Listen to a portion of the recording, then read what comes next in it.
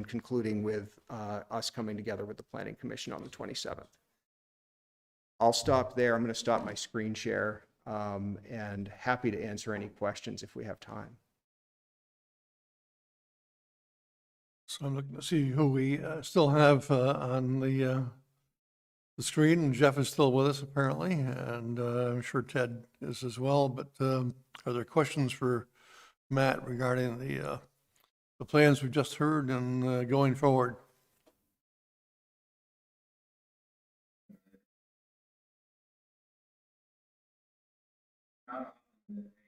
A memorandum that Selectboard meeting actually is exciting. This actually is doing that. So the amount of work that was put into this and the amount of work that continues to be put into this and the results, impressive. Just compliment you and the staff, all people involved. Looking really good. And by the way, I think Jeff actually is. Okay. Thank you. Yes, I'm impressed with the amount of work that's gone on so far. I was able to sit in on a couple of the meetings, and it was well done. Other questions or comments? So Matt, kind of this is, I know it's infantile, but like, what's the feedback from the public review? Is it feeling like we are very excited and good input on where we're hoping to go? So when this was all presented on May 3rd, we did some interactive exercises where we actually had people opening a smartphone app at the same time they were watching their computer screen and giving input. We got a lot of positive feedback that night. This looks great. I'm really excited for it. Would love to see Taft Corners evolve into something like this. I think as people get into the details, there are the friction points. That building they drew looks way too tall. I can't imagine 4 stories under a gable happening in Taft Corners. I don't want to have to park in a parking structure.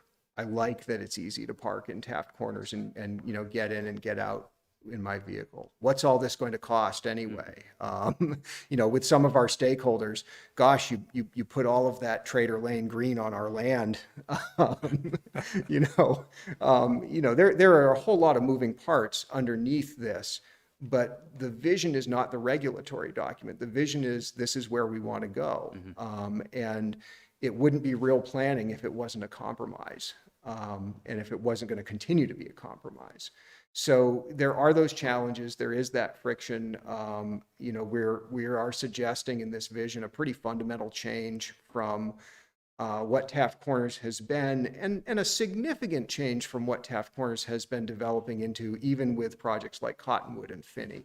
So there are a lot of things in Cottonwood and Finney, our 2 most recent developments, that are enhanced in this vision. It's definitely a step beyond them, but it's definitely a little bit different, a little less parking, a little more structured parking, a little more of trying to keep a continuous building face on the primary streets, so there's fewer gaps. Those are things the town's been striving for in its current development regulations since at least 2009, and we're getting a lot of it.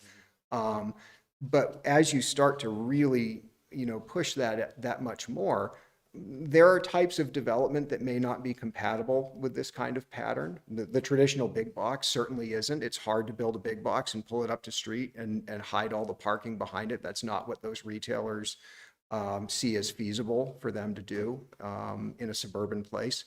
So there are friction points. You're going to hear about things that are going to be difficult, or that may not work, or that may need a lot of other things to happen before they will work. I've been around long enough that I'm probably a little bit inured to that. And I'm just going to go, yeah, it's always complicated. It's always difficult. There's always compromise. So my advice would be, as those things don't get too scared off by them. There will be a code that lives under this that deals with some of that. We are anticipating a development code that keeps the DRB in the process, the Development Review Board. Probably gives them some authority in terms of waivers and ways of adjusting some of these things as they confront various realities that are going to come up. But I think the the vision and the feedback we got from folks who came and participated and came and saw that initial presentation, the vision is solid, and I think it is representative of what the community was saying they wanted in those public input sessions. Devil's in the details. Nope, that's nice to hear, because I think, I won't speak for everybody here, but I'm excited about it as well, and I just hear the beat of the town when I'm around, just seeing not a complete overhaul, but just an enriching factor to make things more aesthetically pleasing. And I think it is tough when you get in the nuts and the bolts of things, because everybody has their own kind of view of where they want it to go, and I think it's good input, but how you sift through it and where we end up, well, that's the process. So, As one participant said to me, well, you can do whatever you want down in Taft Corners, just keep it out of Williston.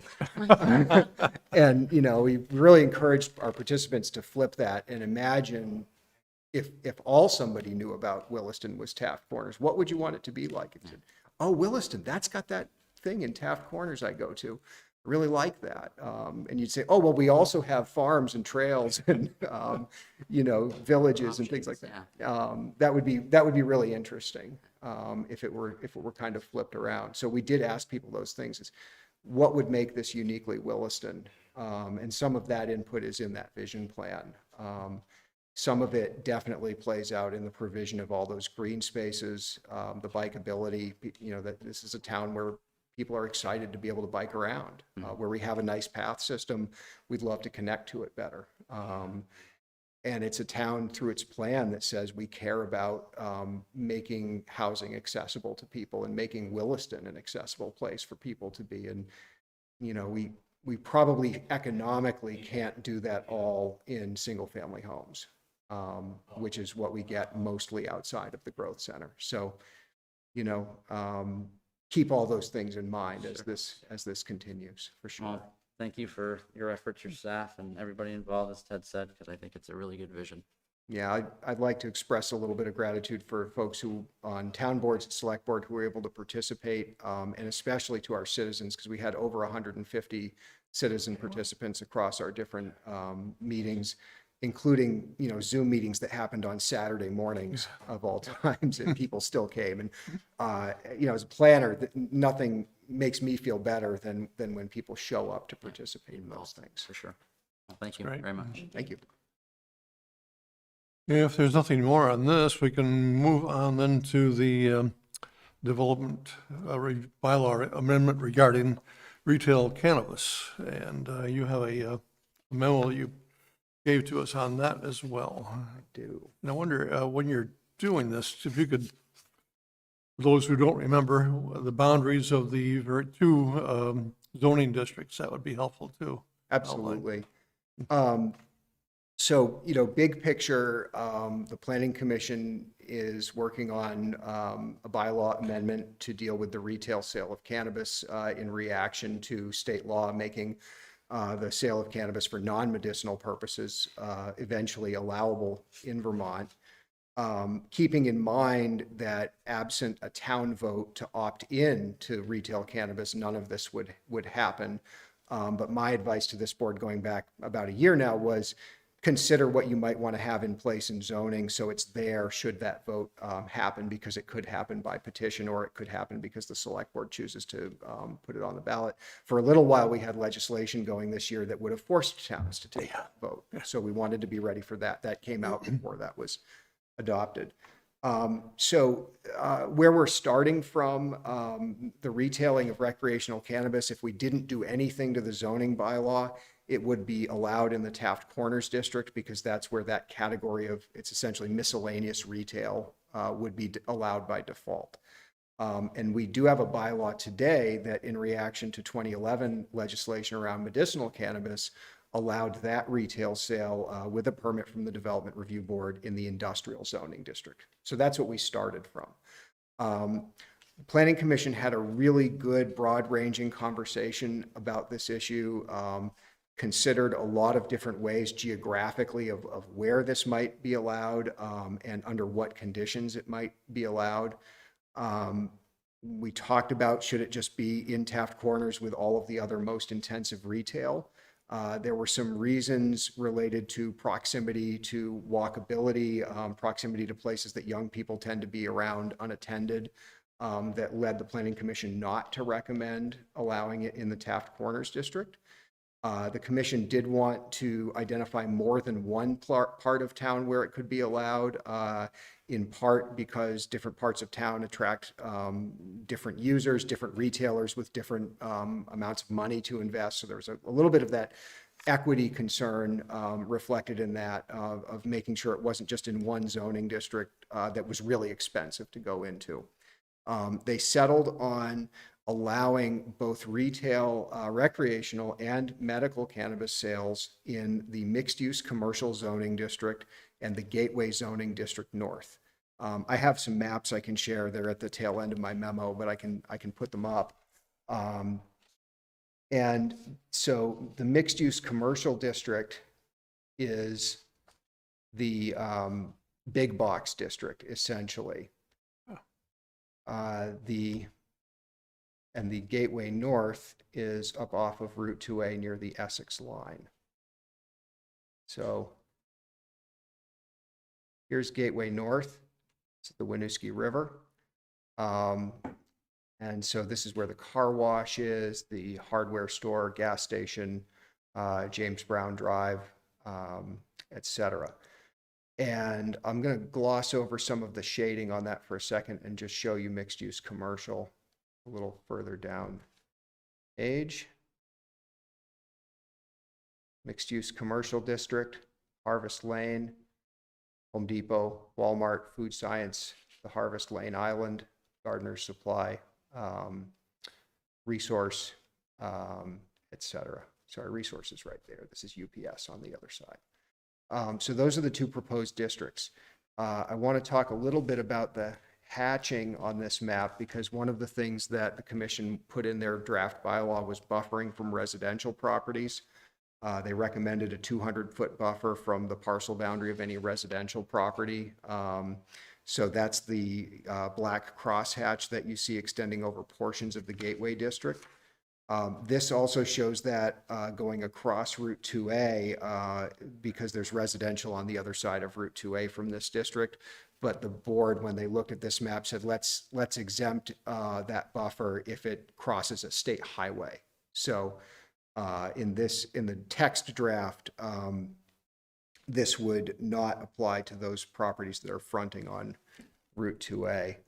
And then you'll see here in mixed use, there's not a lot of residential use. There's a few homes up here on Route 2, so that doesn't take very much out. We talked about considering a schools buffer, and then the other buffer that we can't really map yet, but we talk about in the draft language, is buffering retail cannabis operations from one another, so that you didn't have a strip. So 1,000-foot separation between outlets, sort of just ensuring that you don't get too many of one thing in one place altogether. So that these are not gigantic zoning districts. It limits functionally the number of outlets to probably no more than 3 in the mixed use district, and maybe 2 or 3 depending on how they're placed in the Gateway North. That's still 4 or 5 of them. That's probably anticipating more than would show up, but that buffering language is in there as well. This bylaw amendment would also remove the permission to have the medical dispensaries in the industrial district. So it would just be the same medical versus recreational in these 2 districts. It would still require a DRB review with some discussion of security plans, some limits on signage, hours of operation. I think they actually agreed last time on a little more liberal set of hours of operation in here. But I want to stop there for a second and just remind everybody that this is just a check-in. So this is not a thing that's been held for public hearing with the Planning Commission. They specifically wanted to give the select board an interim look at this, the direction they're heading, So we could have a conversation with the select board. Is this the right direction? Are there things that folks are seeing here that they really want to see fundamentally changed? Because this is one way of doing it. I think the Planning Commission is more interested in achieving some consensus with the select board than necessarily this exact set of zoning districts or number of feet or number of hours, et cetera. Really wanted to send me over here just to have a preliminary chat about it. So we'll do that. If there's feedback that I can work into this, we'll do that before we run the Planning Commission hearing process, before you see it back for transmittal. Sorry to interrupt, Matt. The people at home are having audio trouble. They can't hear. Thank you.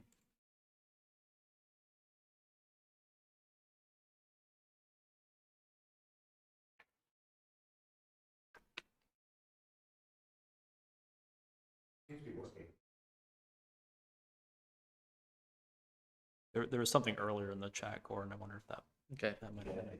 All right. Sorry. Thank you.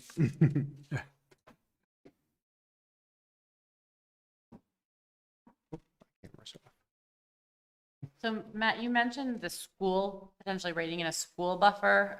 Is that, I mean, I know there's no schools that would fall in these zones currently, but thinking about, the vision for the town long-term, will you write in a school buffer just to, have that, in place as the town continues to grow and develop and eventually, may require additional school space? We could do that. It's not in this draft. Right. I think the reason it mostly came out of this draft was just because we don't have schools that create buffers in these districts right now.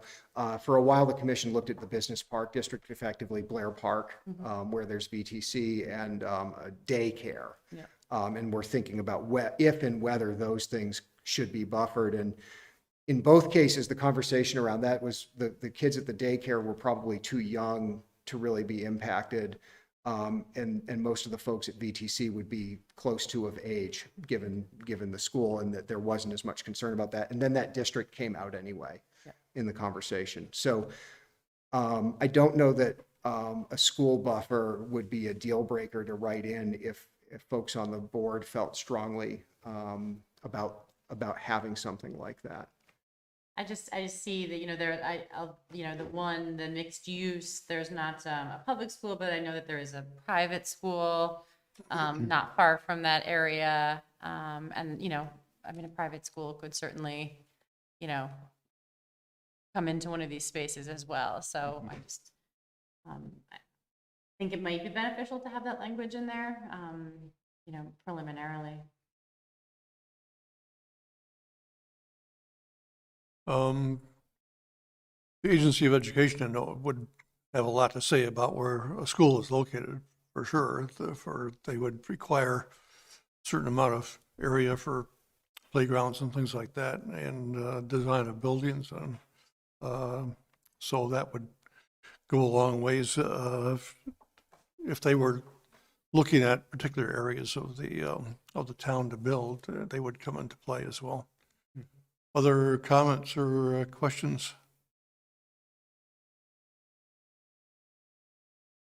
I'm favorably disposed to what they've done so far.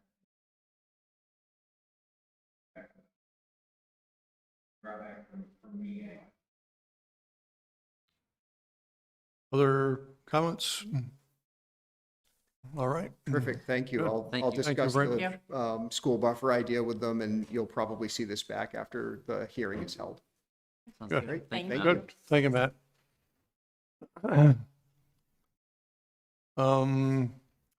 We would probably go to the Black Lives Matter flag discussion if Jeff is back with us at this point. Yep, Jeff's rejoined us a few minutes Yes, ago. well, right on time. Okay, Jeff back, and we've got great. everyone else I expect to have a conversation.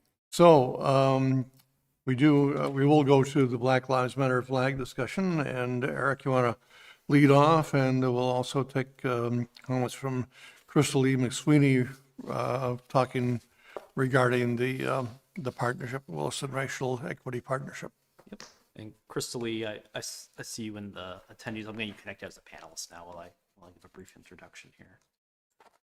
So just to lead off, last February, the select board passed a motion to fly the Black Lives Matter flag on the flagpole in front of the town hall through June 21st, which includes Juneteenth, June 19th coming up this week.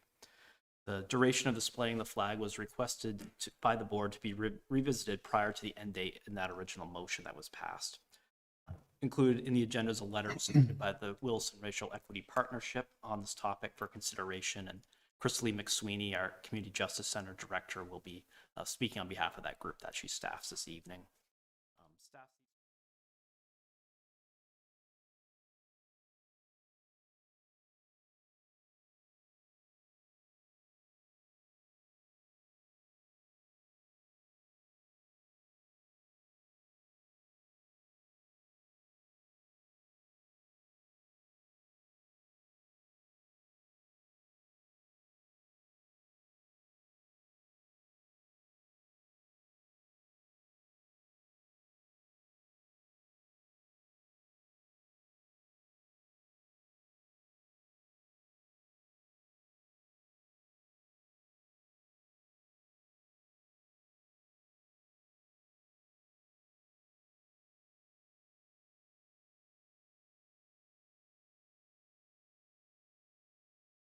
And over the past few months, we have worked hard to get to know one another. We created the mission statement and are working together to strategize how we can and will elevate Williston as we face the hard truths that recently exist in our community, and to find ways that we can creatively combat this from taking place for apart.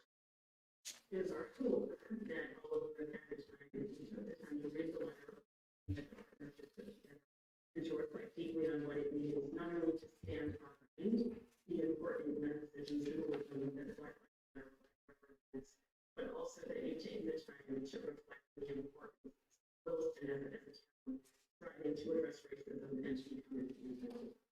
It is our hope this evening that a decision can be made to continue fighting the Black Lives Matter installation of the flag, so that there is a symbol commitment to addressing racism and being anti-racist, and also to acknowledge we must do better in our communities and be a role model for other communities to follow in order for our community to be a true and honest and humble community. And it is with that that I welcome questions or comments from any of you regarding this request. And also just wanted to share a quote that came in a few days ago from a youth who shared, "It is more meaningful for me to know that there is a flag in my community that represents who I am and who my family is. It's not often that we are seen or appreciated." Good, thank you. We just had a person come into the room. And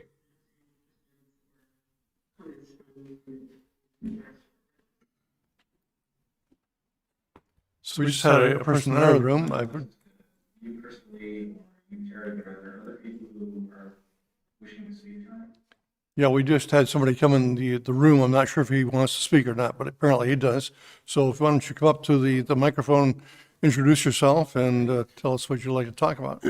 Well, my name is Brant Dinkin, and I've lived here for quite a while, and I've been on the original group that helped, was instrumental in getting the flag flown in our town. And I want to say that it's really glad to be here in person. I hate the Zoom, so this is a treat. And I just wanted to say how, happy and proud I have been that the Black Lives Matter flag has been up. This has been a very difficult year for all of us. And I think it speaks really well of our community. And since the flag was put up, there's a countless amount of injustices that have occurred, And so nothing has like improved at all. And I think it's really important to keep the flag up. And I think that the way Williston, voted, at least in the last election, Kevin, I think it's muted on the room camera. am I coming through to everybody? We're apparently having some difficulties. It's cured, was it cured now? Yes. Okay. That 3/5 of the presidential election voted for Joe Biden. So I think that gives us an indication that our community, at least 3/5 is would like to see the flag remain, in my opinion. So I'm done talking, and thank you for the time. Thank you, Brent. Thank you. Thank you. Eric, are there other folks who wish to weigh in on this that are listening in tonight? Yep, I see Cindy Provost has her hand raised at home. Cindy, I'm going to connect you to speak with the select board in just a moment.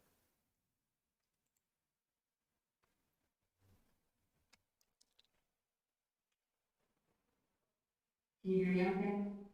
Yes. Yep. Yeah, thank you. Thanks for taking time. I this because I feel like it's all along about one of these things in the country. And I don't feel it doesn't depict a lot of people that are comfortable. But my question would be, why? Why should there not be a Blue Lives Matter flag? Why shouldn't there be a Chinese Matter flag? Why shouldn't there be a Japanese Matter flag? Why shouldn't there be? You have all of these things that actually, when you look at it, and fly one flag for one thing separate from our American flag, that leaves out everybody else. And I really like what Barry did. I mean, if you're gonna fly one flag for part of the year, then all the other 20 that they brought forward should be able to take the place of that one in their respective time during the year. This is not something that should be flown all the time. Everyone knows what should happen, and it should be a flag, and again, I've voiced this before, this flag denotes Marxism. These people don't care about the Black lives they specify that they do. If they did, they'd be putting their money towards people in Chicago that are killing each other at great numbers in these big cities, instead of buying the big mansions that they're buying out in the vineyards and wherever they're buying them, to the tune of 2 or 3 at this point. I mean, this is something that's become a political issue that is not representative of actually what the message is supposed to mean. And I think there could be something else that could, if you want to do something different, but take down Black Lives Matter, because it doesn't, the message of that portrays is not a valid message to what, and by sitting there saying, select board saying, that it can, just ignore some of the things that they say they are, such as Marxist. It doesn't work that way. I feel like that's poorly representative. It doesn't work that way, because that flag represents what it represents. The people started that represent what they represent. They blatantly stated they're Marxist. And look up the definition of that. That flag, in a sense, is racist for all the other people that it doesn't represent in our town. And I think people really need to think hard about that. They do. Thanks for the time, but that's how I feel about it. And I think people need to think hard about that. Thank you for your time. Thank you. Appreciate it. Other folks who wish to speak? I don't see any other hands raised or anything in the chat, but we'll just give it a moment if anyone else would like to comment, please let me know in the chat or by raising your hand at this time.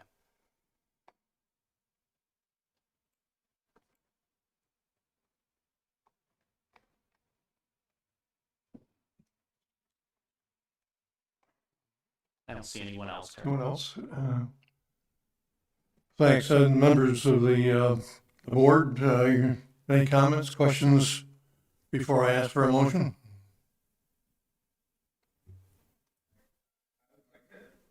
Say a couple things. I'm gonna be in favor of. That's the right thing to do. I'm not gonna be in favor of keeping the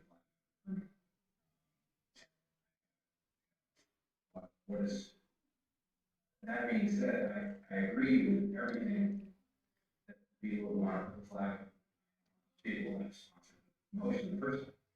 Are saying we have to do better. There is racism. I'm Williston.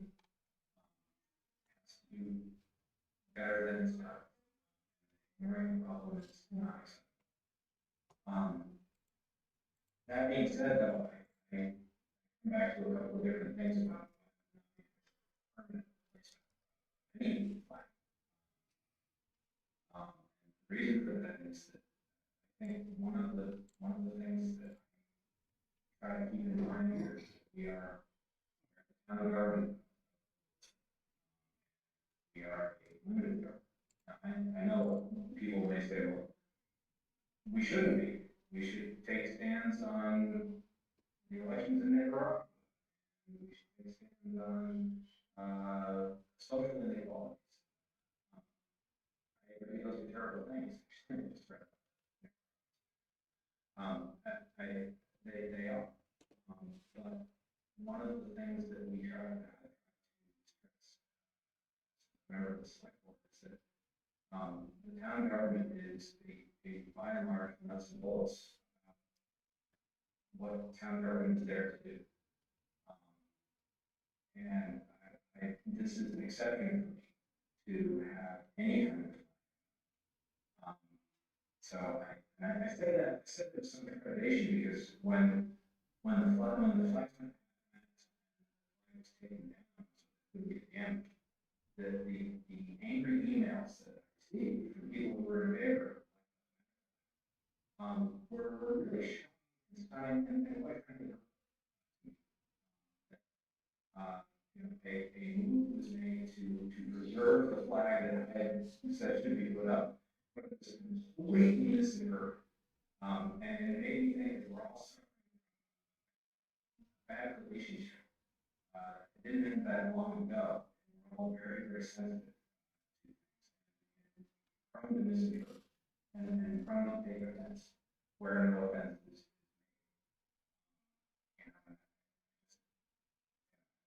Personally, I'm a member of the board of the Early Ministry Project. As president of the board of the Smith House for people getting out of incarceration. I want to be a good person, civic age. And yet these emails came. So really, and they were coming from people that I actually supported what they want. So I mean, I'm very concerned about that. We can't, if people disagree with this issue, if they disagree with this action, then suddenly they're labeled. I would add one last thing, that just in reading the answer doesn't cover this. I do know that when he was running for president, he didn't wear an American. The amount of criticism he got, people were trying to say that well, that's all I need to see. He doesn't believe in America.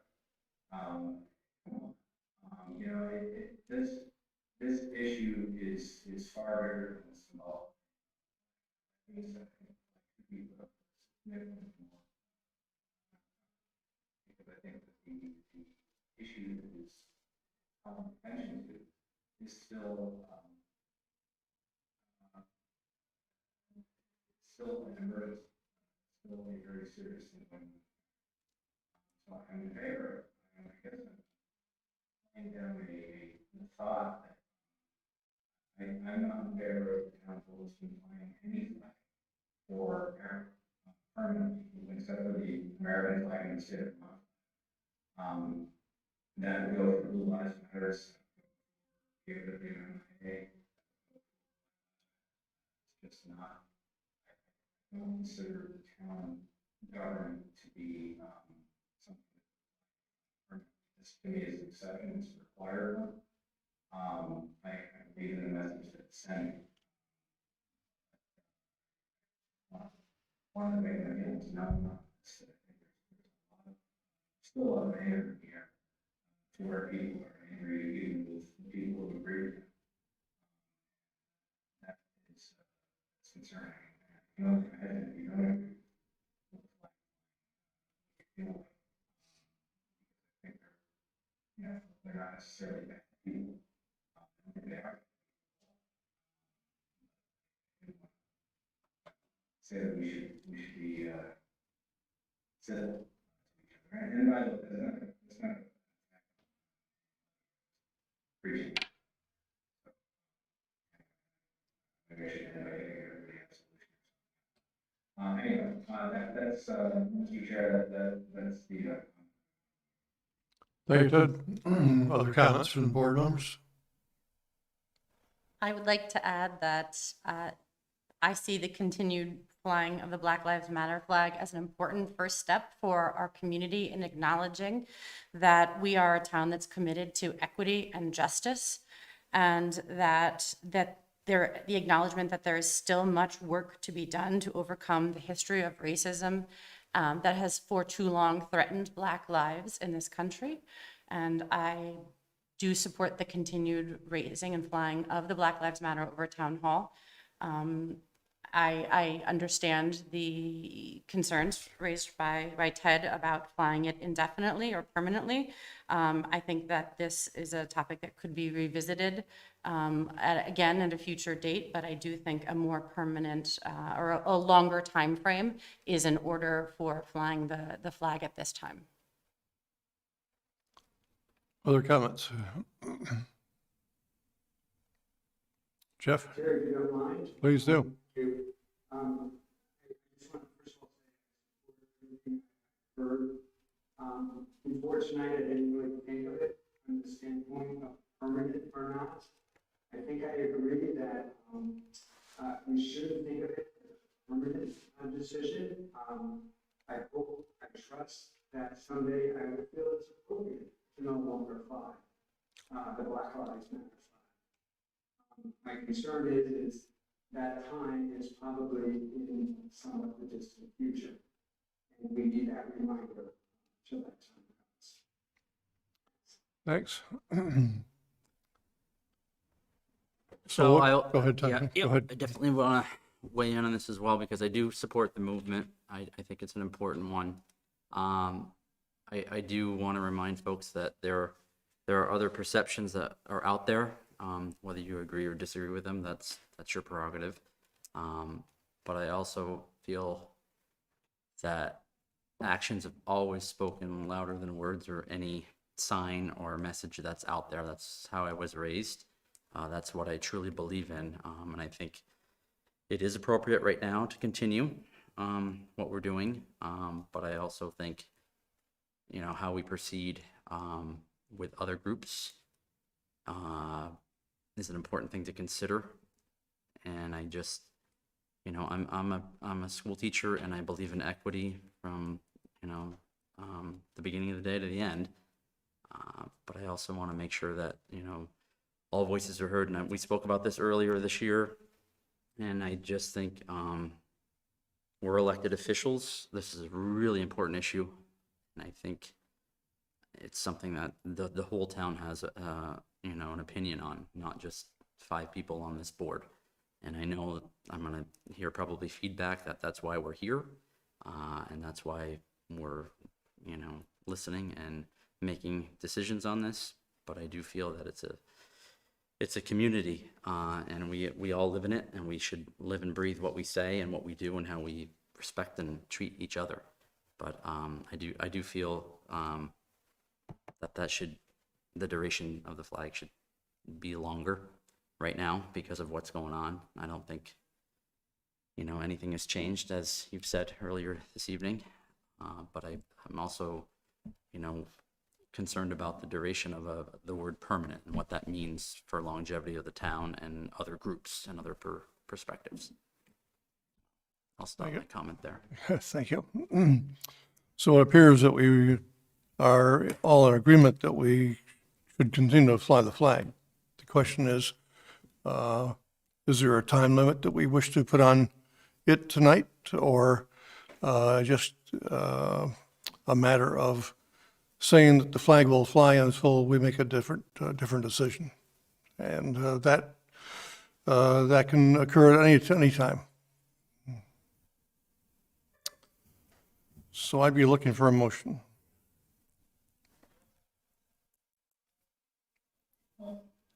Mr. Chair, I think I will make a motion. I'd like to explain. I would like this to be brought back. Something that's not, I think we just need it until we really work.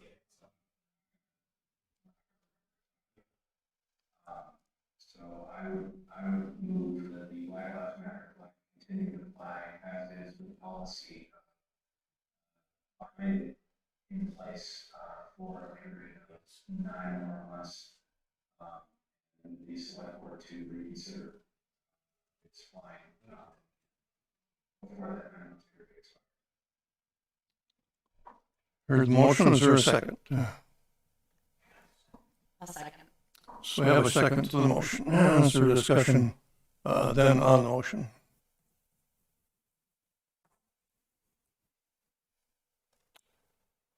Hearing no discussion, then all those in favor of the motion say aye. Aye. Aye. I see 4. I didn't see Jeff. Jed had we have- his hand raised. So we have 5. So thank you very much. We have resolved this for tonight, and we'll be revisiting it in about 9 months. So we'll move on then to the municipal tax rate discussion. And I think, Eric, you're going to lead this off, and Shirley is going to join us. Yep, actually, just getting Crystal Lee back. There we go. And I don't think we'll have Shirley tonight. She briefed me on a conversation earlier, so I can provide an update for the board. Okay. So the right now the assessor and the listers are in the process of finalizing the grand list this week. So we don't have a recommended tax rate prepared for the select board tonight. Out of calendar fell. They held grievances last week, and the grand list is being finalized right now. So I'd like to ask the board to consider holding a special meeting later this month, as your next meeting is July 13th based on the calendar. We have to mail tax bills out by the 15th, and setting the rate on the 13th wouldn't leave a lot of. It would be a pretty large endeavor to get the bills up by then. So I might suggest, if the board's available, having a brief meeting on Tuesday, June 29th, 2 weeks from tonight. Town Assessor Bill Hinman can join in that discussion, and staff will have a recommendation on the tax rate to consider that evening. I will share, Bill shared with Shirley today, that Shirley passed on, that our grand list projection is looking as we predicted during the budget process, where we anticipated to come in either level or a very slight increase at that point. We'll have more information later this week as the listers finalize that with the town assessor. Anybody have a problem with meeting for a short meeting on the 29th of June? I'm going to be on vacation, but I'm sure the rest of you are eager to. I can be available for a very brief period of time. Great personal cost.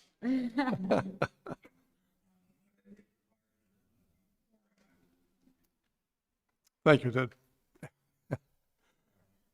So we'll plan on meeting on the 29th, and hopefully a short meeting on that date, and at the usual time, 7 o'clock. We've done the annual employee wage adjustments. We're moving on to the financial management questionnaire. Eric? Yep, the board has this in their packet. It's an annual document that the town completes by the treasurer. So Treasurer Mary Grattan's completed this. Pursuant to this requirement, the board's not required to approve this document, but rather the board is it's suggested to acknowledge receipt in the form of a motion. If there's any questions on this document, I can connect Shirley to answer any of those this evening. Anybody have any questions regarding the document? A motion has been suggested also. I'll move to acknowledge the receipt of the financial management questionnaire for fiscal year 2021. Is there a second? One second. Is there any discussion on the motion? Hearing none. All those in favor of the motion say aye. Aye. I got 4. I don't see Jeff, though. He's got his hand up. He's got his hand up. Pardon me? He has his hand He up. has his hand He's raising it. He's, okay. So, we're done with that. Manager's report is next. And I've got a number of items that I came to light after my written report early in the week here that I'll update the board on this evening. First, I did touch on this in my written report that the ARPA funds, the town, I've submitted the required paperwork with Shirley's assistance for our first distribution of ARPA funds, which I throw that acronym around a lot lately. It's the American Recovery Plan Act funds that were passed by Congress earlier this year. You might recall our initial projection for this was $2.9 million based on a county allocation that would be prorated to municipalities in Vermont. So I guess I can start with the good news this evening is we have part of our number determined, which is our local municipal corporate entity allocation, which is 1.05 million. And we expect half of that to be transferred into an account we've set up this month and the other half about a year from now. The town will have until December 2024 to decide how to spend that money and until December 2026 to spend those funds. The additional piece here is the county funds that were discussed earlier this year. I was told at a meeting last week, the U.S. Treasury Department's starting to it's taken a different viewpoint on this county government allocation to municipalities. So we're in a bit of a limbo with that piece right now. I hope to have more information for the board in the short term as we receive more information. But the U.S. Treasury, the viewpoint being taken is to just provide that to the county governments and not the local governments. Our congressional delegation's aware of this issue. I've been briefed by VLCT and the Regional Planning Commission last week, and I hope to have an update from both of them soon on this news. We'll look at it as glass half full that the town is receiving $1 million through this program, and we'll have an update for the select board. I hope in the next month or two as staff reviews more of the 80-page requirements for how to spend this money to discuss how the board would like to proceed in making a plan and looking at some options and a community feedback to be involved in those discussions. An update on the request the board had for the pyrotechnic noise-making devices, noise ordinance variance in early May. We'll have this be able to have this back on the agenda at the first July meeting. I've had some continued conversations with the airport and the USDA. What we're looking to set up is the airport's going to be able to provide a video as a demonstration, and then the solid waste district has offered, and I know a few board members have shared with me interest in watching a demonstration in person. So solid waste district could do this anytime the next couple of weeks, and I was looking for any feedback from the board tonight on when to schedule this. They offer they could do it at 8 in the morning, around noon time, 4 p.m., pretty open the next couple of weeks. So if the board had any feedback for me this evening on your schedules, I could work to get that on the calendar. I'd vote for morning. Yeah, Yes. I'm gonna, the July, like 5th through 8th, I'll be out of town, but otherwise, mornings are best. Noontime is, I have several hungry mouths that will require feeding then, so. That's good. Ted, Jeff, would 8 o'clock in the morning, either you were interested, I know Ted, you sounded interested. Okay. So I will. Yes, Jeff. Okay.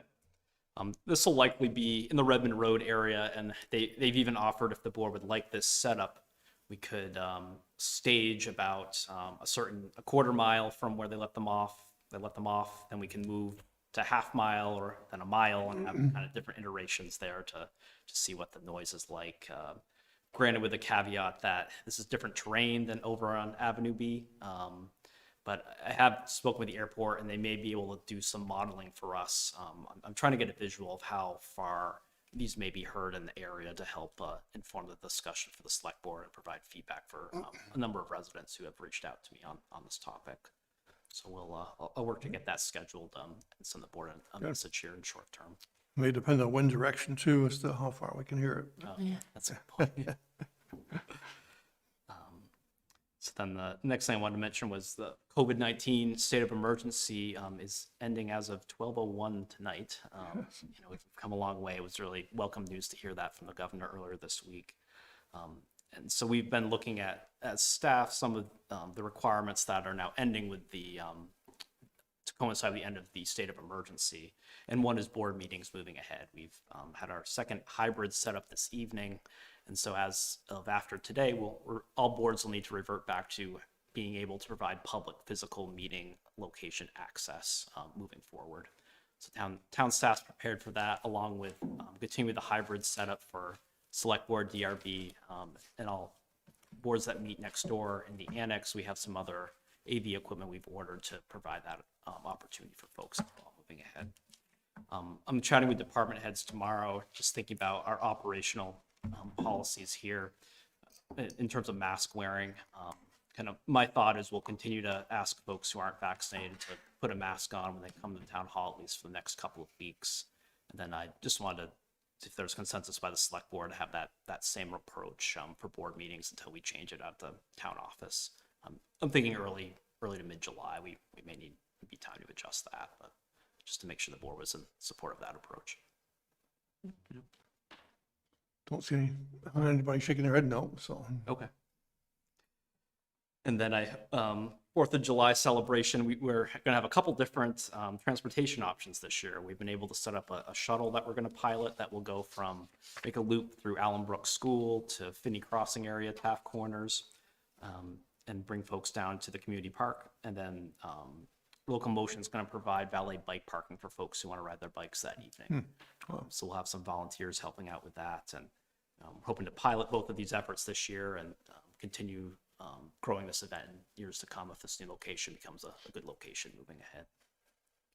And last, I'll just mention I toured the Lamplight waterline replacement project with Public Works Director Bruce Hoare last week, and it's remarkable to me how quickly they're moving with that project. It's they've finished the first loop, I believe, on White Birch Lane, and I watched them lay some pipe, and it's quite the operation going on. So I've gotten good feedback from the contractor.